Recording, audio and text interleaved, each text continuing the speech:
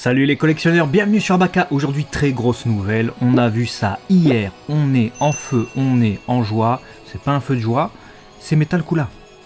Metal Kula direction le 6e film de la franchise DBZ du coup, avec une SH Figure exclusive les amis, ce qui veut dire qu'elle ne paraîtra pas dans le circuit habituel, elle sera beaucoup plus compliquée à obtenir. Le prix 12 100 yens, donc on sent qu'il y a de l'exclusivité là-dedans, hein, puisque le prix est un petit peu plus cher. Ça sortira au mois de décembre de cette année. Alors on va partir sur la petite description de ce qu'on voit. Description de ce qu'on voit, un beau Metal Kula version métal du coup qui reprend le personnage qu'on voit évidemment dans le 6e film. Alors c'est pas Metal Kula Core, mais comme d'habitude, quand une figurine sort autour du personnage, c'est le premier ou les premiers Metal Kula que l'on voit évidemment. Pour ceux qui ont vu le film, vous comprendrez de quoi on parle. Alors très personnellement, j'adore le paint. Le paint, j'adore, c'est exactement ce qu'il fallait. Et en plus, on voit bien que même si les couleurs métalliques, selon l'environnement, évidemment, la couleur, elle va être amenée à changer. Un peu ce qu'on a dans le film finalement. C'est-à-dire que comme l'environnement est vert, ça a une incidence sur sa couleur. On le voit quand ils le mettent dans un décor vert. Là, ils l'ont présenté récemment dans un événement. Ça tue sa mère. Juste un micro-reproche que j'ai avant de passer à une salve de détails. C'est peut-être que je le trouve un peu trop baraque. Pareil. Tu as dit l'argument que j'allais donner. Quand tu le vois là comme ça avec le pied sur son rocher et tout, je me suis dit il a été à la salle. Voilà.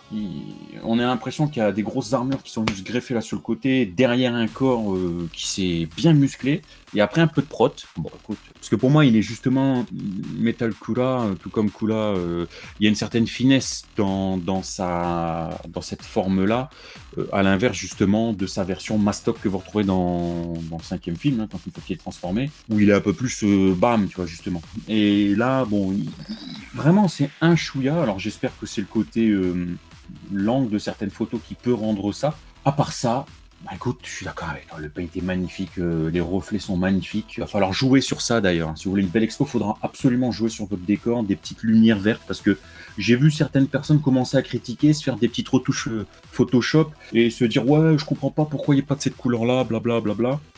Justement, faites ce que vous voulez au moins avec ça, et c'est parfait pour Metal Kula. Donc voilà, sur ça, on est bien. Je suis d'accord, et en plus de ça, il proposera 4 têtes. On peut remercier Bandai pour ça, on peut lui mettre des poses de combat, les poses du film où il se mange tous les Kikura, il a rien du tout. Et il va contre-attaquer avec un Kikura avec le doigt. Même, on peut lui enlever son bras gauche, on voit, et lui mettre son bras en train de se régénérer. Pour reconstituer la scène où Goku lui a arraché le bras, il est en train de se régénérer. Magnifique bruitage, je pense qu'il y en a beaucoup qui apprécieront, surtout si vous êtes en train de manger. Écoute, c'était le bruit des câbles. Je suis pas bruiteur, mais non, en fait, il y a beaucoup de bonheur au travers de cette annonce, parce que non seulement c'est Metal Kula, on est ravis, mais ça veut dire aussi que, comme on l'a souligné dans nos tops de figurines où les SH sont souvent bien placés, on vous invite à aller la voir d'ailleurs si ce n'est pas fait, on se dit que là, il commence à faire énormément de personnages entre guillemets classico-classiques.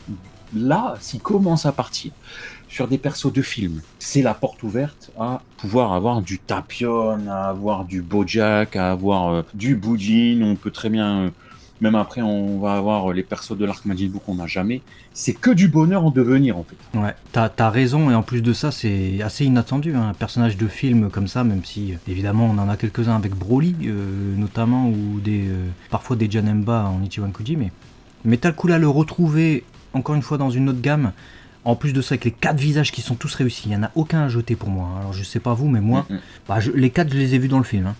Donc, moi aussi, pareil. Génial. Incroyable. Génial. C'est une superbe nouvelle. Faudra passer à la caisse par contre. Seul bémol, le prix, vous l'avez compris, puisqu'on est aux alentours de 100 € pièce, la figurine, elle sera extrêmement chère du fait que c'est Bandai Premium. Bandai Premium, du coup, c'est une figurine, si vous préférez, qui est en vente sur le site de Bandai Premium au Japon. Donc elle n'est pas en vente directement comme certaines SH Figures normales, donc elle est un peu plus chère. Ça veut pas dire qu'elle sera beaucoup plus rare, elle restera trouvable, etc. Mais vous la trouverez plus chère. Donc ça, c'est le bémol. Dites-nous en tout cas ce que vous en pensez. Nous, on est en joie.